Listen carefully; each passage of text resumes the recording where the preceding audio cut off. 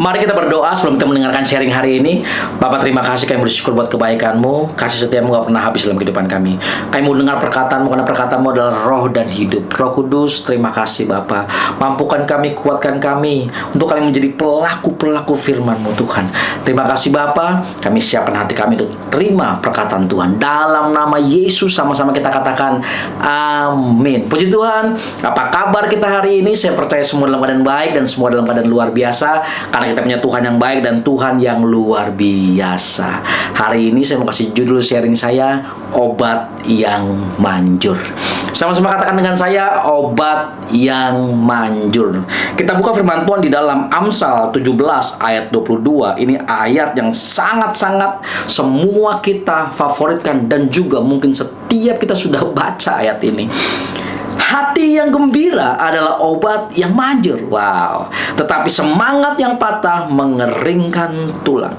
Hati yang gembira ini bicara tentang keadaan dalam setiap kita. Banyak orang bisa menipu ya, keadaan luarnya mungkin baik-baik saja, bisa senyum, tetapi belum tentu hatinya gembira, belum tentu hatinya sedang bersuka cita.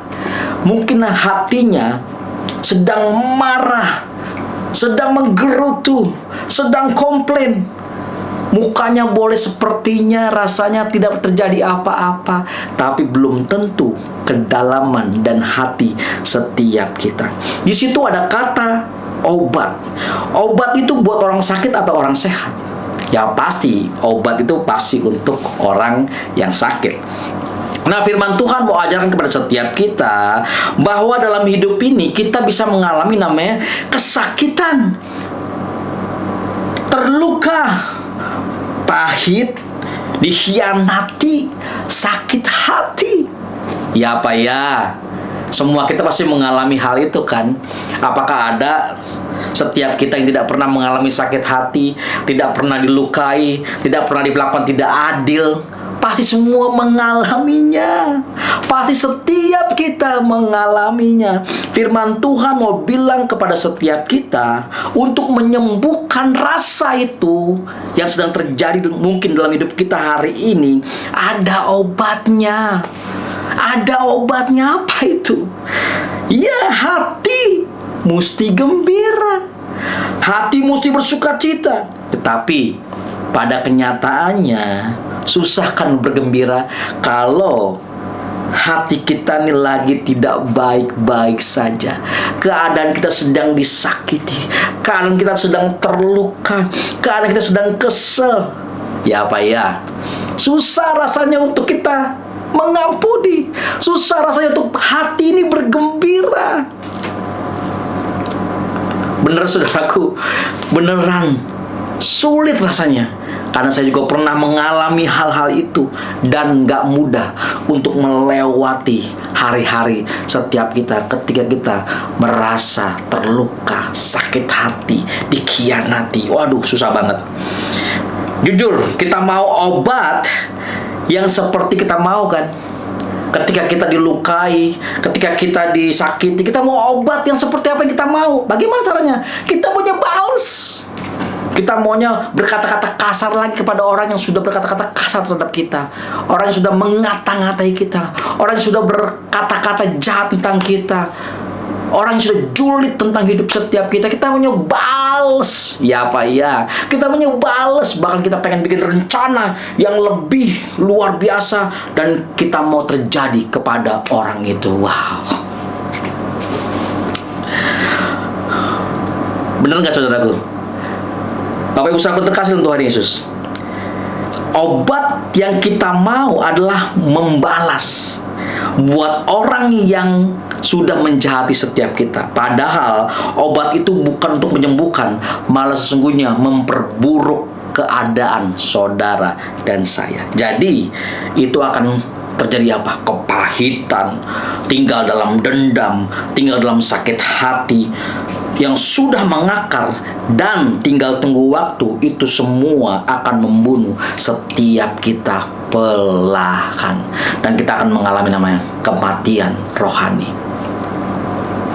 Alkitab terjemahan bahasa Indonesia masa kini, hati yang gembira menyehatkan badan, hati yang murung mematahkan semangat. Ingat ya saudaraku yang terkasih dalam Tuhan Yesus, hati ini bicara tentang keadaan dalam. Hati yang gembira ini bicara tentang hati yang gembira tuh hati yang legowo, hati yang sudah dipulihkan Tuhan. Dan kita bisa berkata begini, ya sudahlah, ya udahlah. Hati yang legowo, hati yang tidak membalas kejahatan dengan kejahatan, hati yang mau mengampuni. Karena sesungguhnya hari-hari ini mengampuni itu adalah hal yang mungkin bagi setiap kita. Nggak mungkin Pak, nggak mungkin pendeta, nggak mungkin kita mengampuni. Dia sudah menyakiti kita, dia sudah melukai setiap kita. Tapi dengar baik-baik, kalau sesungguhnya kita tidak mengampuni, kita sedang menyimpan yang namanya penyakit di dalam hati setiap kita.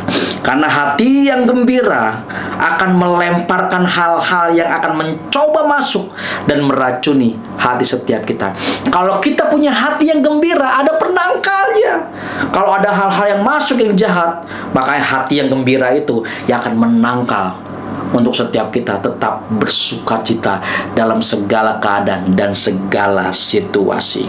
Tapi kalau hati kita bergembira, hati yang legowo, nggak ada tempat tuh buat sakit hati lama-lama tinggal di hati kita. Bahkan kalau kita punya hati yang mengampuni, hati yang mau menerima apapun itu, walaupun kita sudah dilukai, disakiti, kita nggak membalas. Bahkan sakit hati pun nggak mau nginep dan tinggal di hati setiap kita. Itu yang buat tubuh kita menjadi apa? Menjadi sehat. Bukan cuma kita olahraga buat fisik setiap kita sehat, dan itu perlu, itu harus, tapi ada yang lebih penting, di mana setiap kita memiliki hati yang gembira, hati yang mau mengampuni, hati yang mau mengasihi, hati yang mau menerima. Jangan mau balas kejahatan dengan kejahatan. Mungkin hari ini setiap kita akan berkata, susah Pak, susah. Saya percaya, saya berdoa buat setiap kita. Roh Kudus menolong saudara dan saya untuk setiap kita bisa legowo, untuk setiap kita dipulihkan hatinya, dan setiap kita bisa mengampuni orang yang bersalah kepada setiap kita. Karena hati yang gembira itu obat. Sekali lagi, hati yang gembira itu obat. Sama-sama katakan dengan saya, obat yang manjur. Hati yang gembira itu adalah obat yang manjur buat setiap kita. Biarlah melalui perenungan hari ini, setiap kita diingatkan, setiap kita disadarkan bahwa sesungguhnya hati yang gembira itu obat buat setiap kita. Ketika kita mengalami rasa sakit, ketika kita mengalami rasa dilukai, diberlakukan gak adil, ada yang namanya obatnya, di mana hati kita yang di dalam ini itu legowo, atau hati kita bersukacita, bergembira, bukan karena kita bisa, tetapi karena Roh Kudus yang memampukan setiap kita untuk kita bisa bilang, aku gak mau balas kejahatan dengan kejahatan, aku mau mengampuni kamu. Firman Tuhan katakan, ketika kamu disakiti, berkati dia. Ketika kamu disakiti, jangan balas kejahatan dengan kejahatan. Wow, itu perintah yang Tuhan berikan buat setiap kita. Biarlah perenungan hari ini menyadarkan buat setiap kita bahwa sesungguhnya itu adalah obat yang manjur, hati yang gembira. Kalau hari ini mungkin ada di antara setiap kita yang sedang mengalami rasanya sulit untuk setiap kita mengampuni, sulit untuk kita mengampuni sesama setiap kita, tapi biarlah Roh Kudus menjamah setiap kita dan memulihkan hati setiap kita, dan kita berkata, Roh Kudus bantu aku, mampukan aku Roh Kudus. Mari kita bersama-sama bersekutu berdoa. Bapa, terima kasih, kami bersyukur buat kebaikan-Mu. Ampuni kami Tuhan. Ampuni setiap kami Tuhan. Kalau kami ya Tuhan nggak menjaga hati kami baik-baik Tuhan, hati kami isi dengan hati yang marah, hati yang dendam, hati yang kecewa Tuhan. Ampuni kami Tuhan. Tuhan, kami mau Tuhan melalui firman-Mu hari ini kami disadarkan, kami diingatkan di mana kami harus memiliki hati yang gembira, di mana kami punya hati yang sudah dipulihkan sehingga kami bisa berkata, aku mengampuni kamu. Terima kasih Tuhan Yesus. Kami juga berdoa buat teman-teman kami yang mau menerima Engkau sebagai Tuhan dan Juru Selamat. Aku berdoa dalam nama Tuhan Yesus. Aku berdoa, Tuhan masuk ke dalam hati mereka, di mana mereka mau menerima Engkau sebagai Tuhan dan Juru Selamat. Jadilah Tuhan dan Raja atas hidup mereka. Dalam nama Tuhan Yesus kami sudah berdoa dan bersyukur. Haleluya. Sama-sama kita katakan amin. God bless you.